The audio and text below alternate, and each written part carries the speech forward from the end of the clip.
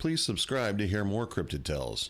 If you like the story you heard, give us a thumbs up and feel free to leave us a comment. If you'd like to hear your own cryptid encounter on Cryptid Tales, send us an email at cryptidtalesmail@gmail.com. I wish to remain anonymous, as I live in a small town and don't want the ridicule. But you can use the details of where I live. I have only told a handful of people about this experience. I am a 59-year-old woman living in the small town of Ingham, Queensland, Australia. I enjoy your cryptid stories very much and would like to relate mine to you. I swear this story is true.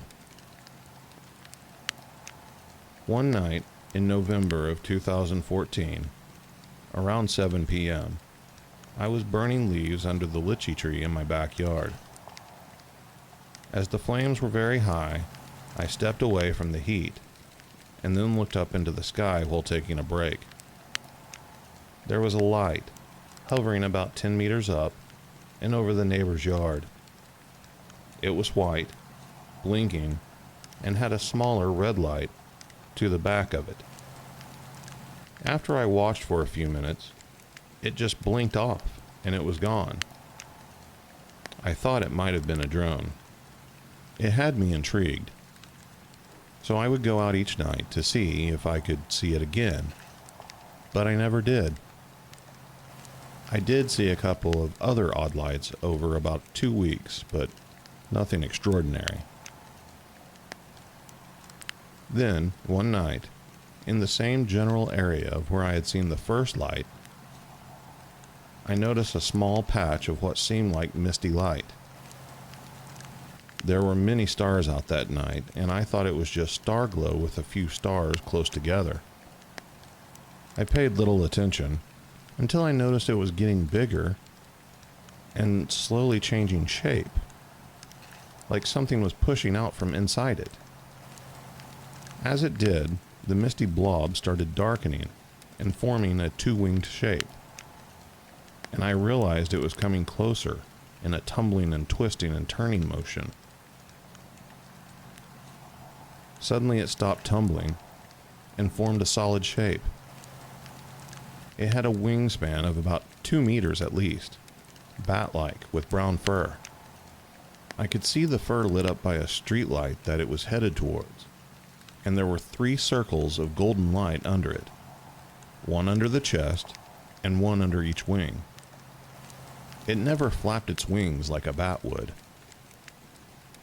I got the feeling that the golden light supported its flight. It had no feet and no head to speak of, just a slight bump where the head should have been. It glided very slowly across the backyards, and it seemed to become aware that I was watching it. A feeling of great dread came over me, and a sense that this thing was pure evil. It seemed to be in my mind. That's the only way I can explain it. This overwhelming sense of sleepiness came over me, and I could feel my memory of what I was seeing disappearing. This thing was speaking to me in my mind, telling me I had seen nothing. I, at the time, was a very new Christian. Although terrified, I knew I could call on Jesus for protection, and I did, saying to the creature I had nothing to fear as Jesus was my Lord. The sleepiness and memory loss stopped immediately. But then utter hatred for what I had said came flowing at me, and a contempt for what I knew was for all humans, but the mind trick was finished and it knew it. The creature continued on its way, and I watched it till it disappeared out of sight behind trees. I still wonder what it was that I saw, but have been thinking it was possibly a Mothman. I've never seen yowies, dogmen, or other strange creatures. I have seen the occasional strange lights over the years in this area. The incident was very disturbing to me, and I don't go out to view the night sky since that night. But I know what to do, if I ever did see it again. My story starts when I was 10 years old. My uncle lived in a house in the woods down by the Des Moines River in Iowa. Every day in the summer, I would go to his house with my dad to help him work on his race car and ride his four-wheeler. I remember distinctly it was a Saturday morning. I had stayed overnight and woke up early to go out and ride the four-wheeler before we went to the races that night. I must have lost track of time because before I knew it, my uncle was calling for me, telling me we had to go, we were running late. He told me to just park the four-wheeler behind the machine shed and we'd put it away when we got home from the races. When we got back to his place after the races, it was after 11 p.m. We unloaded the race car into the machine shed, and my uncle handed me the keys to go get the four-wheeler to put it away. I grabbed a flashlight and headed to the back of the machine shed when I noticed something that smelled like rotten garbage and a wet dog.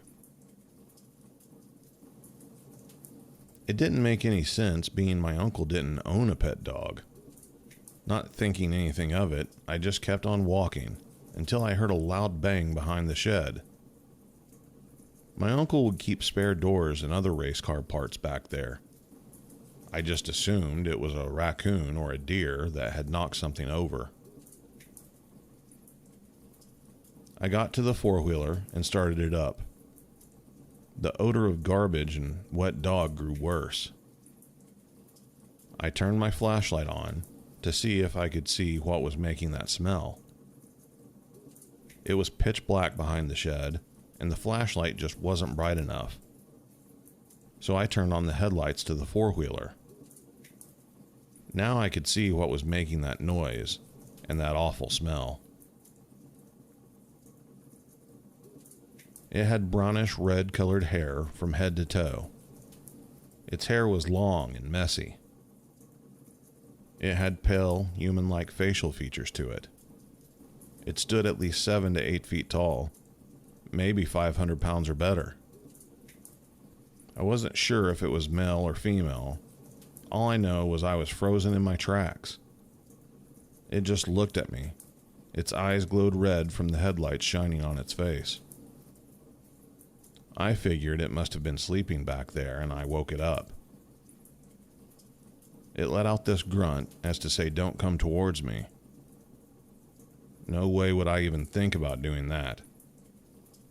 My uncle must have wondered what was taking me so long. I heard him call for me, but I was too afraid to answer him. He came around the corner of the shed and seeing what I was looking at.